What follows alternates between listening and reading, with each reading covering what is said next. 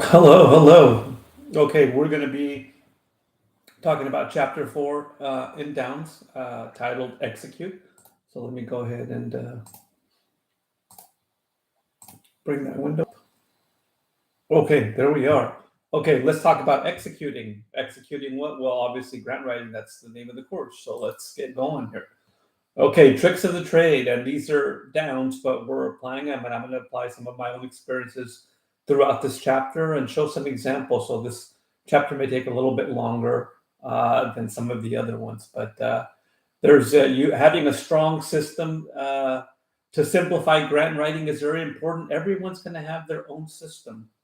Okay, a lot of the systems that I have in place are systems that as I'm a grant consultant are systems to help people work together in teams. So I use Google Sheets, Google Docs, all of those systems. And I'll go, for example, here's one of the best ones that I have. Here, I'll pull it up here. Okay, see if I can bring it up there. Okay, no, it looks like I can't. All right.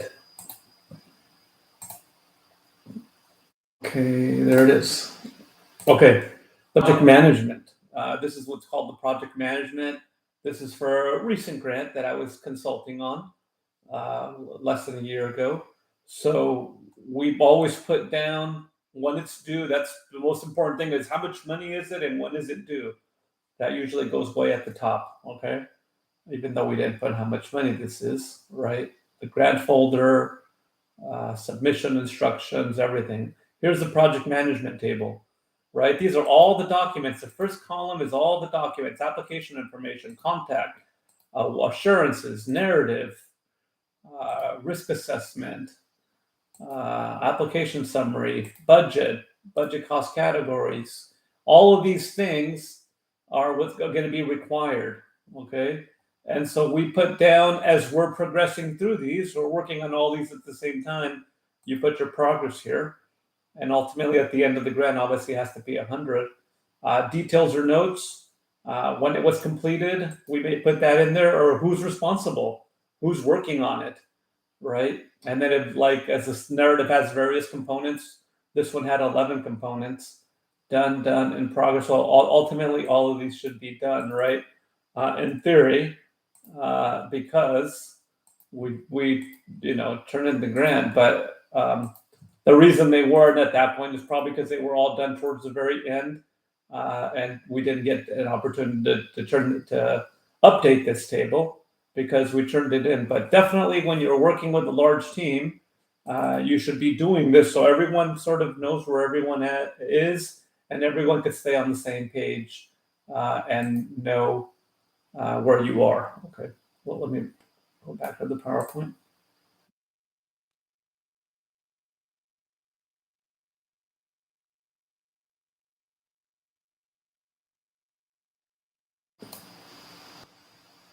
Okay. I guess I don't know. There's a way to for the windows to change. Okay. All right. Preparation reduces intimidation, and it's grant writing is manageable with practice. And again, the more grants you write, the better you will become. Okay. All right. So we're going to talk about writing a proposal, developing a draft, and preparing for submission and review. I will say a note about this. The most important thing about submission and review is, well, the first one is review. Your whole team must review it. Okay. Don't think because you may be the lead on that grant that even if you're working with 5 people, even number 4 and 5, that you don't need their sign off.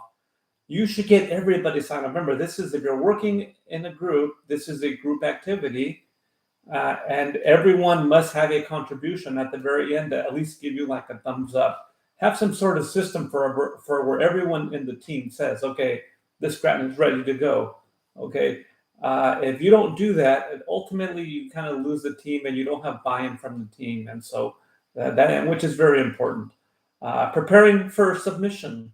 Okay, whatever the date of submission is, this is my note on this is try to turn it in a day or two early. Do not wait till the last minute. Okay, at least 50% of the grants that I write, I always try to get 2 or 3 days ahead for submission. almost all of them, when you think they're ready to submit, you find out last minute that, oh, you need one more signature or you need one more form. At least 50% of the time, we think we were there and we weren't quite there yet.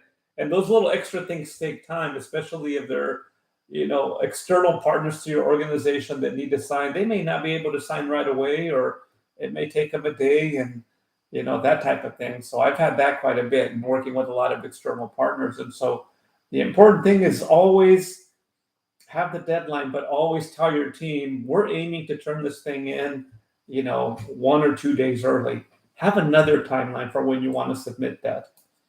Okay, starting with the basics, having a strong vision, it's going to drive the success of the proposal, having consensus among leadership, right?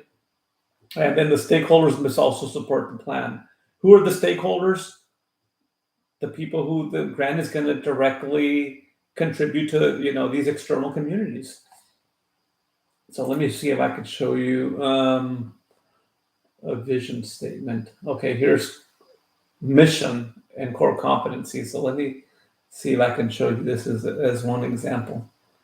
I can make this window a little bit smaller. So it's next time. Okay. All right, so here we go. Okay.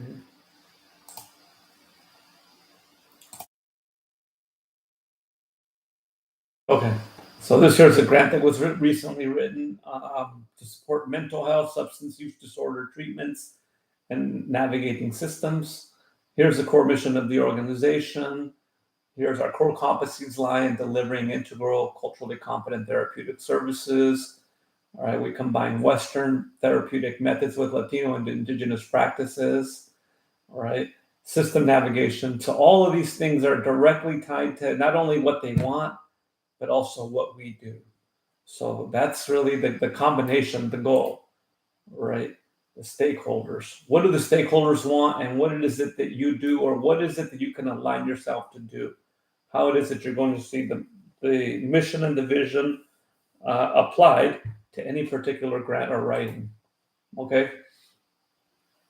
Having a strong program is having a clear problem definition. Okay, I'll give you an example of that here. A lot of examples today. All right, let me see here. Okay, here it is. Okay, problem statement. Okay, so here, this one, they only allow, if I do, like, I usually turn this thing on called here word count, and then I display the words while typing. Yeah, you can do that, and then they'll show up at the bottom.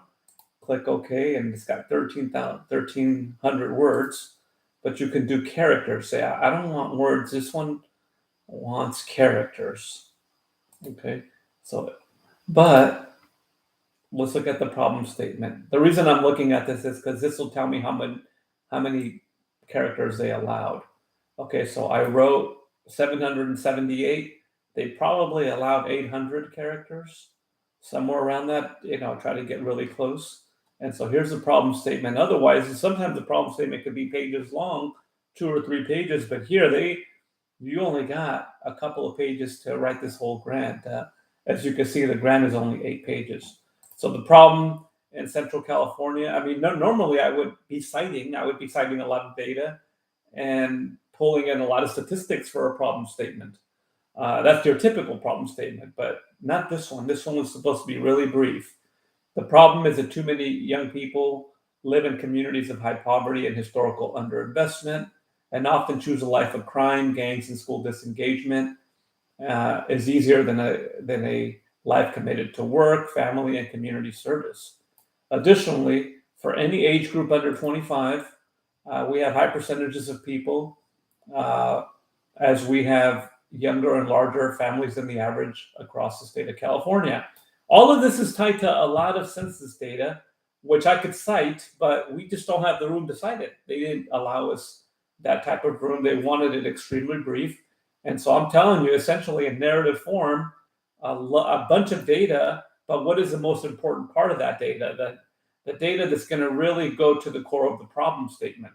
Okay, our rural youth especially struggle as they experience even higher poverty and find it difficult to envision lives beyond farm working. Emergency preparedness is the last thing on their mind unless it's embedded into our existing services of providing basic needs, clothing, food, health, mental health services, which is our strategy to address the problem. So right here, it tells you this is how we're going to teach emergency preparedness. We're going to do it through what we already have, programs that provide basic needs, which are extremely popular in our high poverty communities. So there you go, in one short paragraph. You can do a problem statement in three sentences or 2 pages, but it really isn't what you want. It's what is being asked for. How much space are you being given to be able to do that? Okay. All right. Let me jump back over here. Okay. All right. Writing clearly and concisely, always double checking your spell check, also the team. Once a grant is written, once you have a draft, the entire team should read it, every person. And if anybody finds anything, generally the person who's leading the grant allows everybody to do track changes. Okay. So that, you don't want everybody changing things because people might have a different style. You want to be able to have the person who is pretty much controlling the process, leading the process, should have ultimate control and ultimate say in what is going to go and what isn't in terms of any suggestions or any track changes.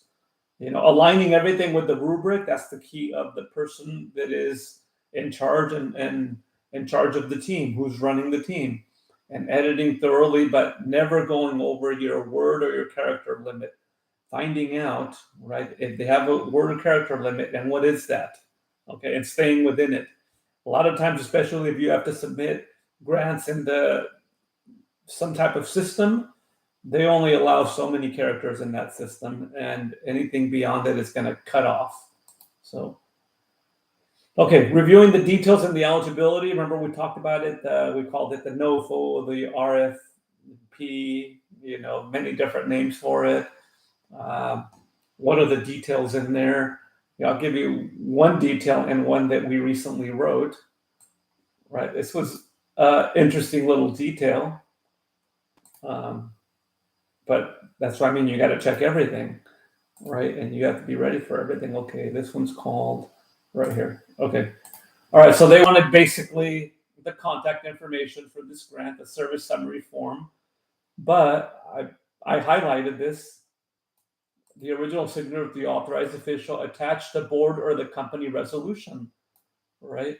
They want to make sure that the board is allowing you to sign that, okay? And so that was a key little detail that we weren't ready for till the very end, because this form you don't submit it till the very end. And so ultimately we had to contact, our board secretary for her to sign off, get some sort of form to sign on. Otherwise, the grant is incomplete. And if it's incomplete, it's not going to be read. Okay, they're only going to read stuff that is complete. Really, it's like I can't bring it up, but basically, it was just a letter saying, "This is who we are. This is who I am, the board secretary treasurer. I authorize the CO to enter these type of agreements and that sort of thing." Okay. All right. Let me see. Let's go back to.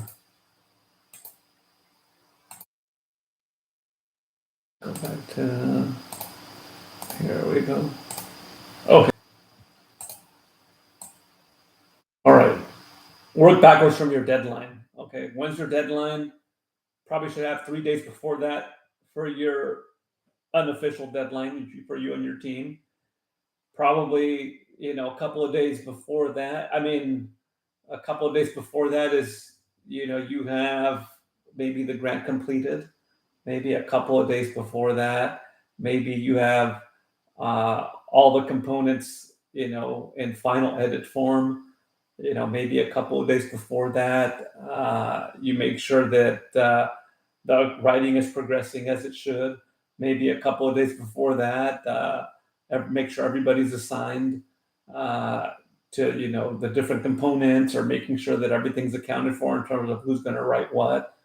Maybe a couple of days before that, you may have the budget meeting or something to make sure that the budget usually some people like to write the budget. A lot of people, a lot of really good grant writers like to, that's the first thing you do, the budget, because it's going to tell you how many people you can serve, and it's going to tell you how realistic your program can or cannot be, right?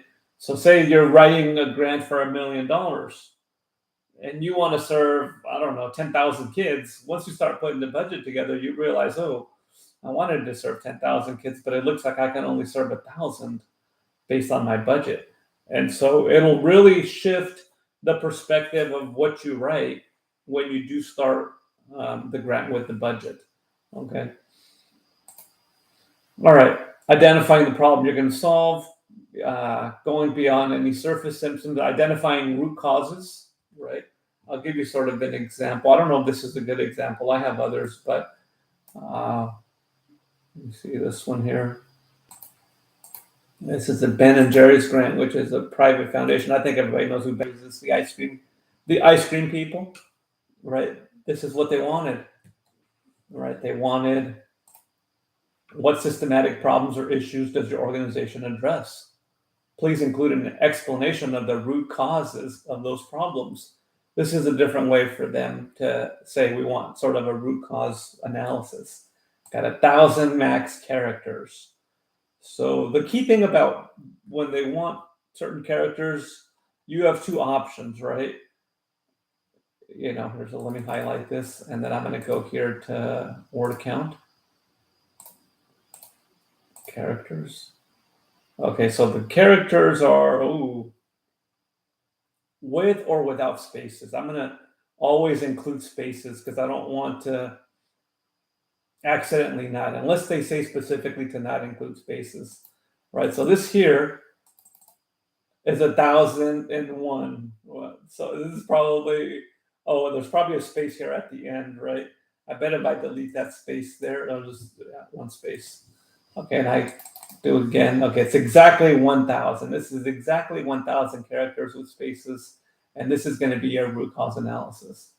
The Fresno youth have no voice in the policies and plans of the city of Fresno. The poorest neighborhoods were created with the white flight of Fresno's wealthiest, leaving poor neighborhoods with increased crime and substance abuse. These neighborhoods are almost exclusively Black, Latinx, Indigenous, poor, and immigrant. White flight has caused flight of funding and exclusive political collaborations with less than the majority of communities' input. Measure P provides a chance to reverse this trend by having productive educational activities for youth. Poor youth today have better chances of being recruited to a gang than to go to college or have a safe park in their neighborhood. We propose to reserve this with grassroots organization and training for youth to have a critical analysis by creating organic cultural component spaces and help youth development in our city of Fresno. Our goal is for the youth to advocate for themselves and participate in the decision-making affairs of our city. So I not only identified the root cause, but identified what the problem is, what the issue is, but kind of a little bit of how we're going to solve it a little bit, actually. So we went into that a little bit, probably didn't have to, right? But we decided we wanted to do that. Okay. All right, so let's go back to...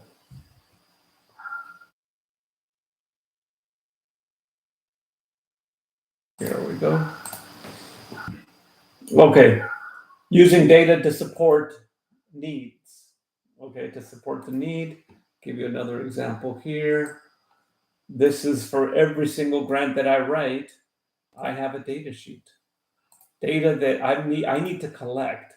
Even if all of the data that I collect ends up being only like 2 lines in the grant, it doesn't collect this data. You have to keep your data up to date because you may need it for another grant later on. Okay, so it says 3 county data, but we have obviously more than 3 counties, right? For every county, this is kind of basic data.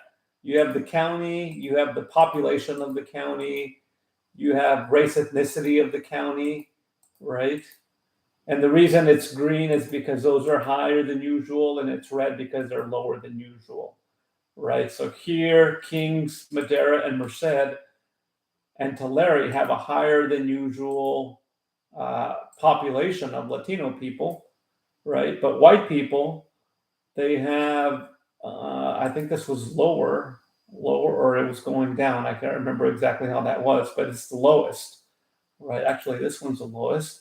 Asian, Madeira, pretty low, 3.1, 3.2, I'm sorry. So those letters, I don't remember exactly what the colors meant, but the colors were important highlights that are going to try to make it into the narrative of what we're writing. You don't have time to talk about every piece of data, but you talk about the important and sort of, um, you know, uh, anomaly type of data. Okay, household with computers, per capita income, poverty rate, age highlights, disability, all of these things you can get from the census, and you can get it by county. And so, since this was a county grant, we decided to write it all based on all of these different counties. And then you have your totals over here. Your totals are your average, and then how they compare to California, and what is the percent in terms of California. How do they relate to California? It was a California comparison between all these counties. Okay, you have immigration, undocumented and undocumented, and this is ultimately, I think, we might have used this table here ultimately as what made it into the grant. An overview of the demographics of 5 Central Valley County service region, right? These are the counties. I believe this is probably what made it in the grant. We couldn't put all of this. We collect it all. We can only put a little bit, and maybe even talk about even less. Okay. Very typical, right? Very typical to have all the key components, so you don't have to constantly, this data, once you pull it, it's good for probably a couple of years, depending on how many grants you write. That could be pretty good. You don't want to be pulling the data, going to search for data every grant you write.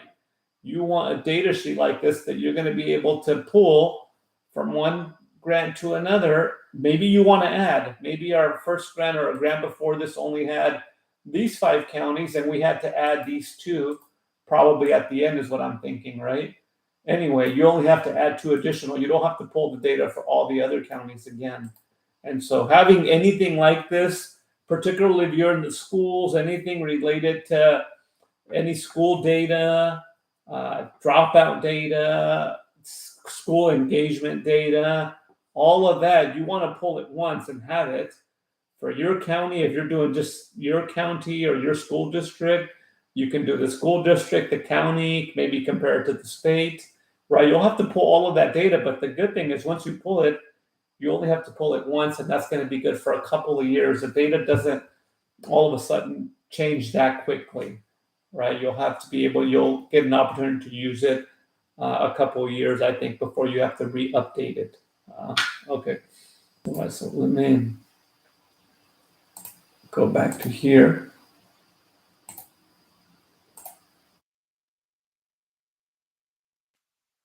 Okay, the needs assessment, right? You analyze current and desired outcomes, qualitative and quantitative data, and you define the achievement gap. The needs assessment is a type of evaluation, right? That you analyze perhaps the needs of a community or the school district. Maybe it's an internal survey that's going to help you do that. And usually that's data is really good data that can be used for grants when they ask you what are the needs of your community or what are the needs of, right? That data delves over into many different aspects of how it is that you're going to understand what you're doing and what you need to do versus what is being funded at the time. Okay. Setting clear goals and analyzing the goals with the funder priorities, right? All funders have a mission, a purpose, a vision, priority, things that they like to fund. That's what you got to understand what those are so that you can align what you're doing with their funding priorities. Okay. Focusing on achievable outcomes and avoiding overly ambitious promises. So this last one here is important, right? There's sort of two camps in this area. One camp says you want to promise the world because that way you get the money, and then you don't deliver the world, but you promise it, that way you get the money. right? It isn't the ultimate goal to get the grant, right? That's one sort of school of thought. The other school of thought is you want to under promise. So when you deliver and you deliver more than what you promised, they're going to really like you, and they're going to want to fund you the next time around, right? Because they're going to remember you. Oh, that's the person who was going to help 100 kids and he ended up helping 200 kids, right? And so that's the other sort of school of thought, if you will, right? It all depends on sort of where you lie and what are your ethics about how much you want to stretch the truth, because you're not really lying because you don't really know what you're going to do. You have a strong idea of what you're going to be doing, but sometimes it could be a little vague. Sometimes you could do a lot more than you think, or sometimes you can't do everything that you think you could do. Okay. Either of those things can happen as you're sort of deploying the grant. And so understanding that is extremely important, and knowing where you fall. And then your leadership is very important in terms of, how much do we want to promise, right? Do we want to under promise or over promise, right? Well, if you're looking sometimes long term, like, hey, I don't want to just get this grant, I want to get another grant 3, 4, 5 years down the line, right? And that may help set a little bit in terms of your ethics and sticking with your ethics and your formula and what your school of thought is and how you're going to promise and deliver, right? And so that's something to think about, is extremely, extremely important. Let me not underemphasize how important this is. This could be the difference between getting a grant and not getting a grant. And it could be the difference between getting one grant or getting 2, 3 grants. Okay. All right. Offering concrete outcomes, defining the outcomes and the outputs. Measure success carefully means really what they're talking about is evaluation, right? And there it is, plan for evaluation. You always have to have a plan for evaluation. You got to put the plan in where they want it. Don't just, sometimes we write evaluation with the people that I consult with as a little bit of an afterthought, but it's okay because they don't ask for it, right? Those are usually smaller grants. The larger the grant, the more evaluation thresholds that you must achieve to be successful in those grants. And so what we do is we write in the evaluation, but we write where it is that they want us. So I'll give you an example of that.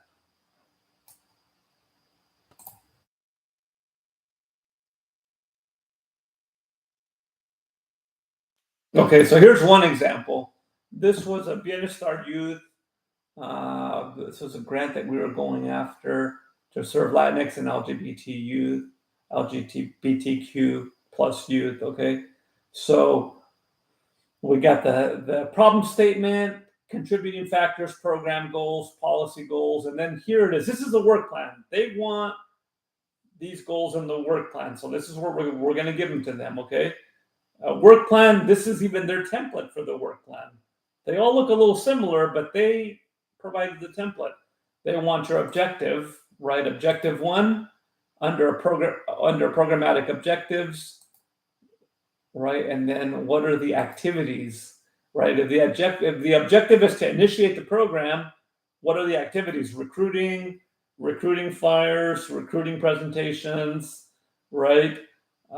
Assist, utilizing leaders to assist with recruiting, outreach and recruitment training. All of these things is going to tell us who's going to do those, and it's going to tell you when they're going to start doing those and when they're going to end doing them. That type of detail is extremely important. Okay, then we got evaluation. This is where they wanted it, right? Staff qualitative interviews. There will be interviews with all staff to assess their views on the success of outreach, recruitment, and training aspects of the program and suggestions for program improvement. Very, very simple. In one sentence, essentially, we told them how it is that we're going to assess the success of these activities, right? Programmatic objective number 2, so forth and so on. And then you have policy, system, and environmental objectives is number 3. And I believe that's all they wanted. But this one, look at the evaluation approach quite a bit. We have quantitative surveys, several of them, qualitative interviews, qualitative focus groups. We're doing quite a bit for this last one. Okay. Let me go back here. Okay. All right. So developing a detailed action plan, translating goals into activities, as I just showed you, that was essentially the work plan. They call it the work plan, and almost every grant, uh, after a certain amount, maybe 100,000 or above, they're going to want a work plan of exactly the activities that you're going to be doing. Assigning responsibility of who's going to do what, right, as I showed you in the work plan, and then creating a timeline of when it's going to get done. Okay, building the budget, aligning the budget with activities, justifying every expense, and then following the grant guidelines. So let me give you an example of that.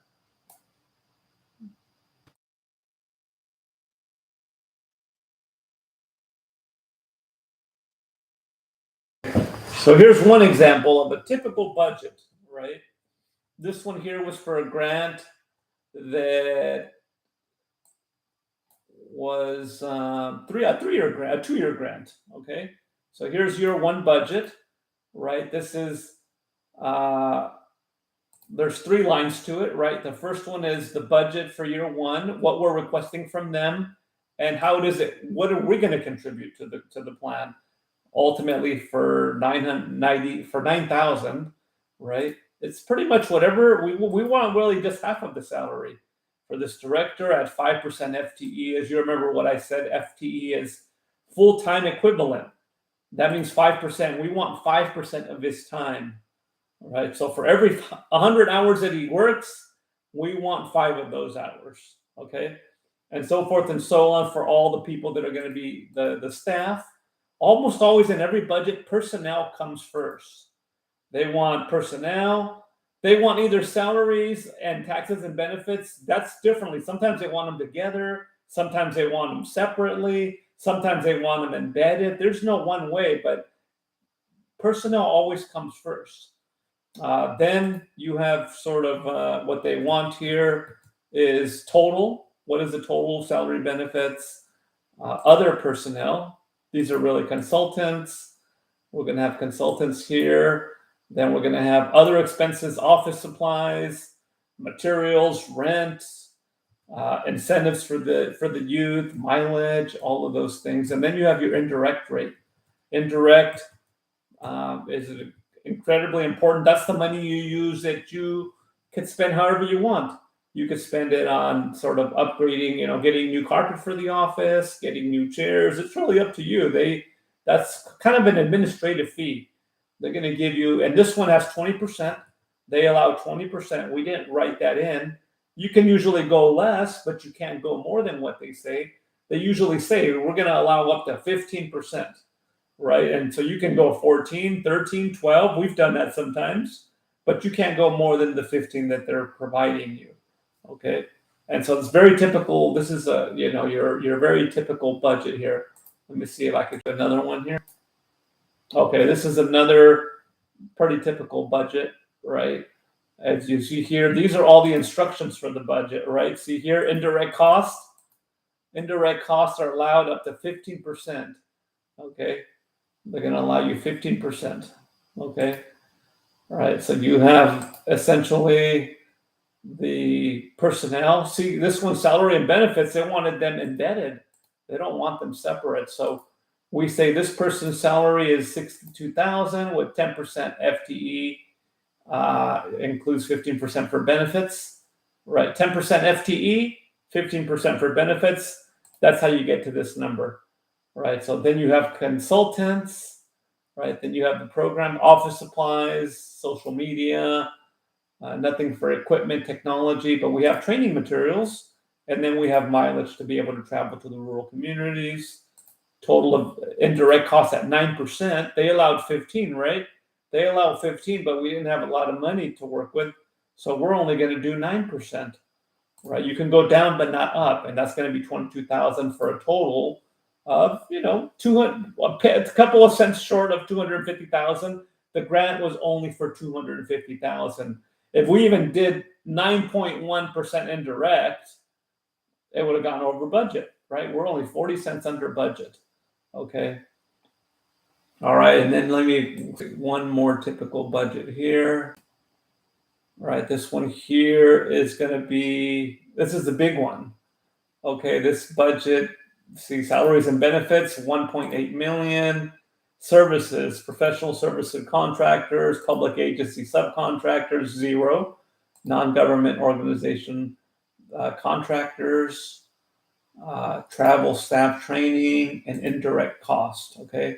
For a total budget of 3.3 million. This one, what's happening here is they wanted these numbers self-populate by them. We don't have to fill these out. As we fill the other ones out, these fill up themselves. It adds them up. So if you go to this number, you'll see this is a formula. This is the same as D30. So we'd have to go down and find D30, and it's probably right here. D30 is the total of all the salaries. When they add up, it's 1.8 million, right? And then that number puts itself up here as well, okay? Right, so there's your salaries, benefits, you got your supplies and services, right? You got professional independent contractors, and then you have sort of non-government agency contractors, and then you have mileage, trips, training, curriculum, all of these things for 3 years adds up to 250K. And then you have their indirect cost here. They allow, what did we say? I'm not sure what they allow, but it looks like we did 15%. If you click there on the top here, it shows you it's 15%. So we did, no, don't do that. Let me undo. Okay, this is going to be 15%. And indirect cost. So it's indirect cost, option 1. And then we had option 2. It's 20%. Okay. I'm not sure I did 2. But right here we said we're going to charge it. Oh, these were automatic. But what we said is we're only going to charge 10% for indirect. Okay. So that's a pretty typical budget there. All right, let me go back to the PowerPoint. All right.